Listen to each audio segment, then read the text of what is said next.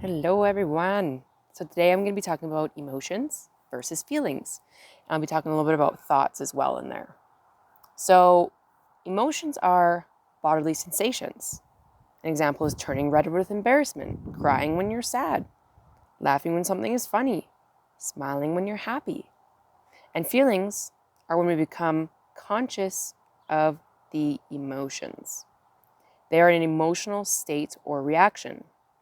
And the thing is that a lot of the time, people have such high expectations of themselves, their feelings, situations, and high expectations lead to disappointment, and that leads to avoidance.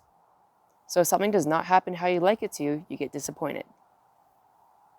It triggers certain feelings, which trigger your emotions, and people are afraid of being vulnerable and showing them. People avoid feeling a certain way most of the time.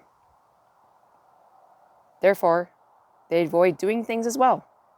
Oftentimes people avoid doing the things that are best for them because they're afraid of feeling a certain way.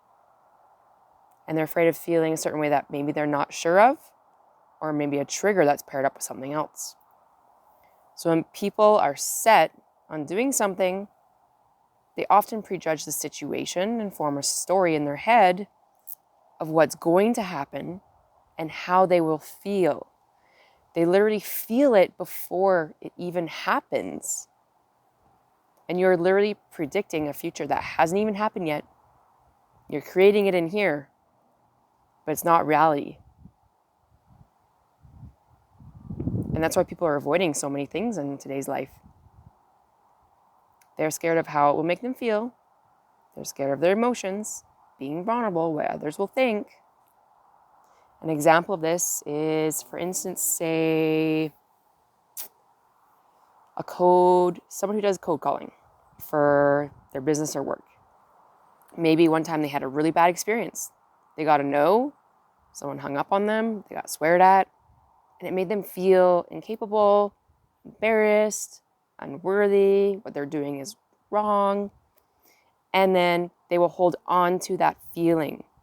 So that anytime they go to cold call someone or call someone, they get that exact same feeling popping up again, and they want to resist it.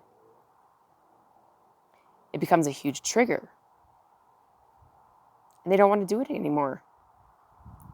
Or maybe they have never done it in the first place and create all kinds of scenarios in their head and how they'll feel before it even happens, before they even do it. So they resist it as well and just don't do it at all.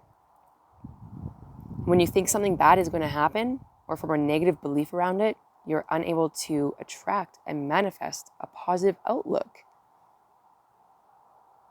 Or you're way less likely to.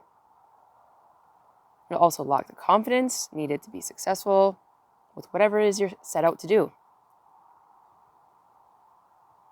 You cannot be successful as you'd like to be if you link a bad experience to all future experiences. Not only that, but you can't be successful if you're feeling the pain and the struggles of the future because you're making them all up in here. Nothing is ever perfect. You need to create new experiences, new feelings, and new meaning to everything in your life in order to succeed. Why not thinking about the future? Like, for instance, the cold caller. Like, I'm going to call this person. It's going to be a yes. It's going to be awesome. It's going to go so smoothly. I'm going to go to the doctors today. It's going to be good news. Cancer's gone. What about mentally rehearsing positive things happening in your future versus making up negative scenarios in your head about how it's going to be or turn out? And when it comes down to feelings versus thoughts, understand that feelings can be different from what you think. An example is being sad or frustrated. And the truth is, you can hold a thought that is different than that feeling. This is mastery. You can hold a thought that is different than that feeling. You can choose to be sad. Sad is a mindset. If you're going through something really challenging, You can choose to be sad and beat down, or you can choose to persevere through that challenging time that inflicted the sadness, and you can choose it to be a learning opportunity, an opportunity for growth and expansion, and not be caught up in the sadness. It was like me with my health journey. When I was going through breast implant illness and a concussion, I was caught in the pain, the tiredness, the burden. I was trapped. And this was not doing me any good at all. I then chose to evolve and alter my mindset. I started knowing that everything happens for a reason and is happening for a reason. And it made me appreciate it. Imagine appreciating something bad happening to you.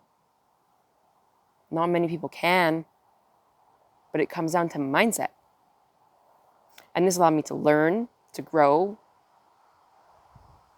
and also knew that I'd be able to relate to so many more people in this world. I'd be able to impact so many more people, and help so many more people too. So everything you choose into on a day-to-day basis, whether it's optimism or being pessimistic, you can choose to be optimistic regardless of what you're feeling or what's happened to you in the past. Or you can choose to be stuck and negative and sad and be a burden on yourself. Having emotional awareness is so important. This is how to get through it and to improve yourself. That way you're able to reflect on your emotions, make smart decisions, implement them, and take action in a positive direction versus staying stuck in your emotions all the time,